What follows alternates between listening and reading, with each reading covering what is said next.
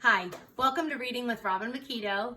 I'm Robin and this is Bodie. I guess he wants to join us for a couple minutes. It's Cookie Bookie time. I'm going to be reading The True Story of the Three Little Pigs by A. Wolf. So this is told by A. Wolf. I'm sure you all heard the story of the Three Little Pigs.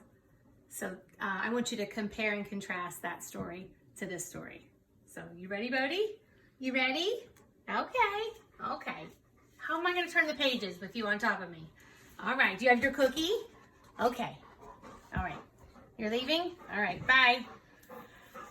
Okay. You're going to stay? You're going to keep it down. Everybody knows the story of the Three Little Pigs, or at least they think they do. But I'll let you in on a little secret. Nobody knows the real story, because nobody has ever heard my side of the story. There's not really a picture here, but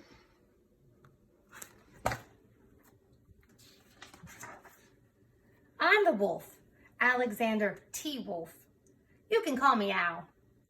I don't know how this whole big bad wolf thing got started, but it's all wrong. Maybe it's because of our diet. Hey, it's not my fault wolves eat cute little animals like bunnies and sheep and pigs. That's just the way we are.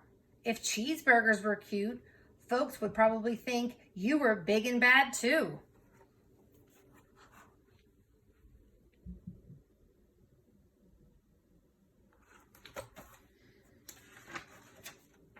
But like I was saying, the whole big bad wolf thing is all wrong.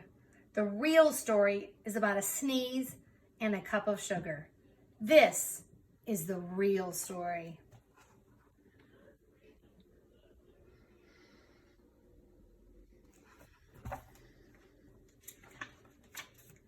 Way back in Once Upon a Time, I was making a birthday cake for my dear old granny.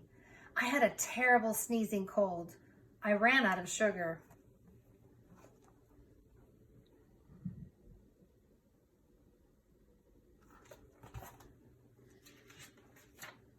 So I walked down the street to ask my neighbor for a cup of sugar.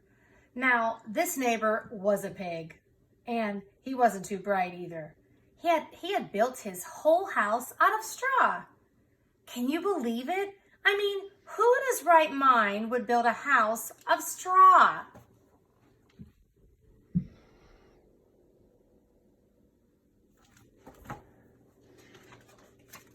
So, of course, the minute I knocked on the door, it fell right in.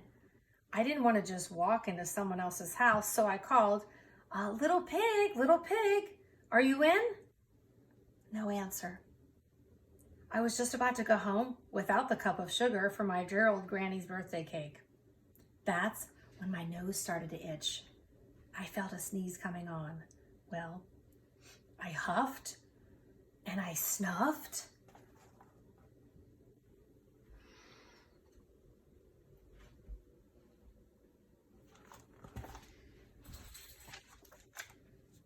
And I sneezed a great sneeze.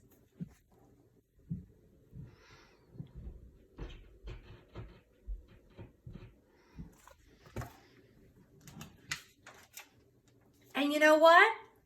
That whole darn straw house fell down. And right in the middle of the pile of straw was the first little pig. Dead as a doornail. He had been home the whole time. It seemed like a shame to leave a perfectly good ham dinner lying there in the straw, so I ate it up. Think of it as a big cheeseburger just lying there.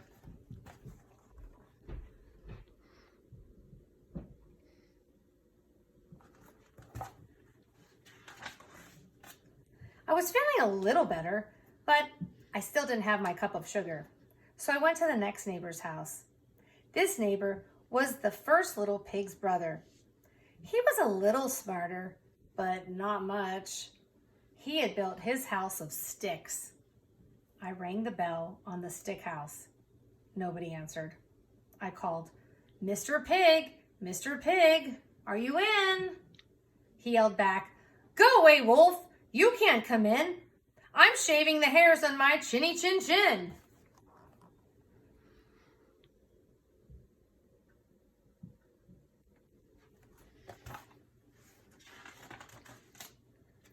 I had just grabbed the doorknob when I felt another sneeze coming on. I huffed and I snuffed, and I tried to cover my mouth, but I sneezed a great sneeze.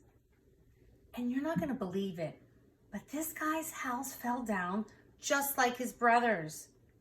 When the dust cleared, there was the second little pig, dead as a doornail. Wolf's honor.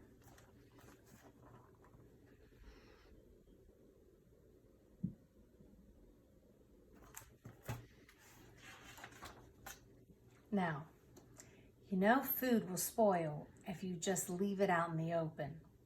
So, I did the only thing there was to do. I had dinner again. Think of it as a second helping.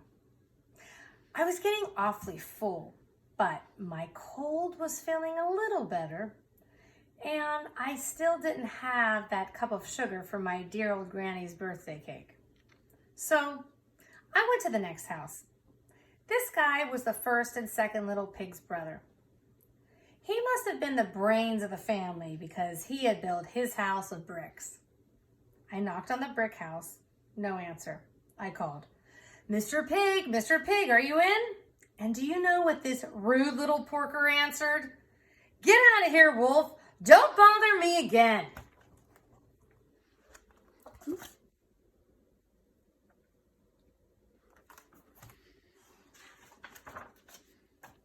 Talk about impolite. He probably had a whole sack full of sugar. And he wouldn't give me even one little cup for my dear, sweet old granny's birthday cake. What a pig! I was just about to go home and maybe make a nice birthday card instead of a cake when I felt my cold coming on. I huffed and I snuffed and I sneezed once again. Then the third little pig yelled, and your old granny can sit on a pin.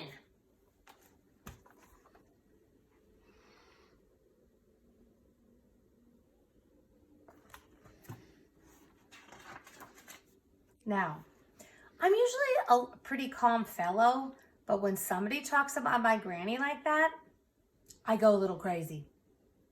When the cops drove up, of course, I was trying to break down this pig's door, and the whole time I was huffing and puffing and sneezing and making a real scene.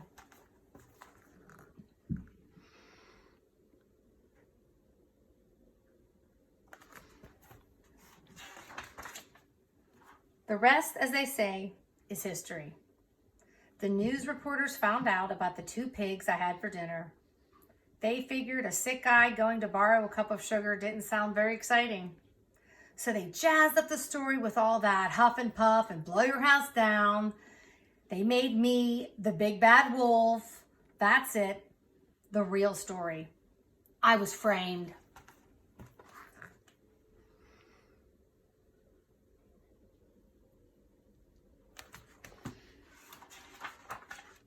Maybe you could loan me a cup of sugar?